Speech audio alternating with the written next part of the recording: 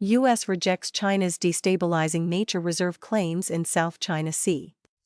The United States has condemned the Chinese regime's continued efforts to establish a nature reserve at a disputed shoal in the South China Sea, a move that further blocks Filipino fishermen's access to one of their traditional fishing grounds.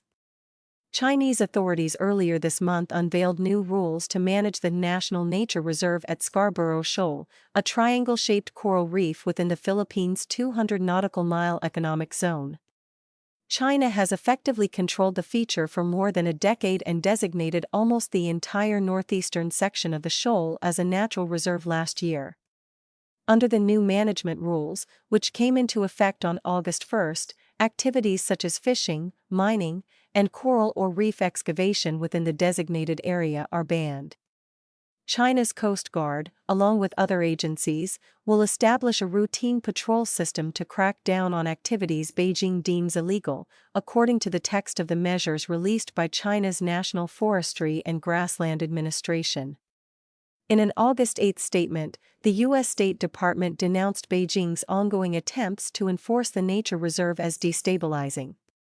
This is yet another unilateral attempt by China to use dubious environmental and legal pretexts, backed by coercion, to advance its sweeping territorial and maritime claims in the South China Sea at the expense of its neighbors, State Department spokesperson Tommy Pigott said.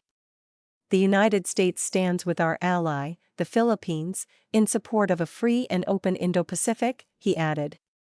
The Chinese regime asserts sovereignty over almost the entire South China Sea, a resource-rich area that is vital to global shipping. Some of its claims also overlap the exclusive economic zones of Vietnam, Malaysia, Indonesia, and Brunei. Although a 2016 ruling by the Permanent Court of Arbitration in The Hague concluded Beijing's expansive claims had no legal basis, the regime rejects the judgment and frequently sails its Coast Guard and military vessels to the contested waters to press its sovereignty claims. Tensions have flared up again in recent weeks after 3 maritime confrontations involving the Philippines and China took place in less than a week in July. In a July 24 encounter near Scarborough, Chinese Coast Guard vessels fired water cannons and engaged in other dangerous maneuvers against Philippine government and Coast Guard ships, according to Jay Tariella, Manila's Coast Guard spokesperson.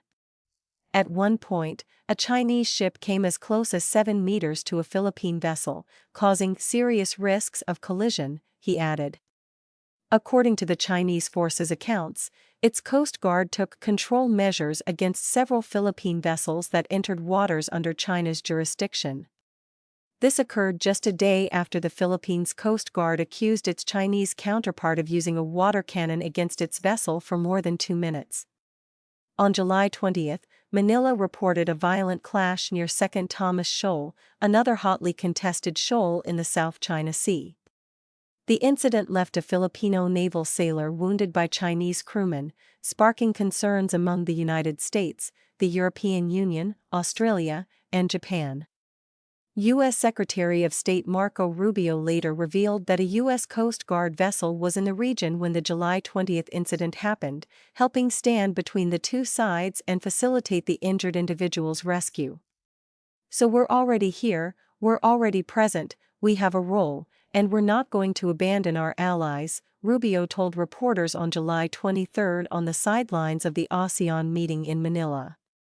He emphasized that the United States and China, as the world's 2 largest economies and nuclear powers, have to have a relationship.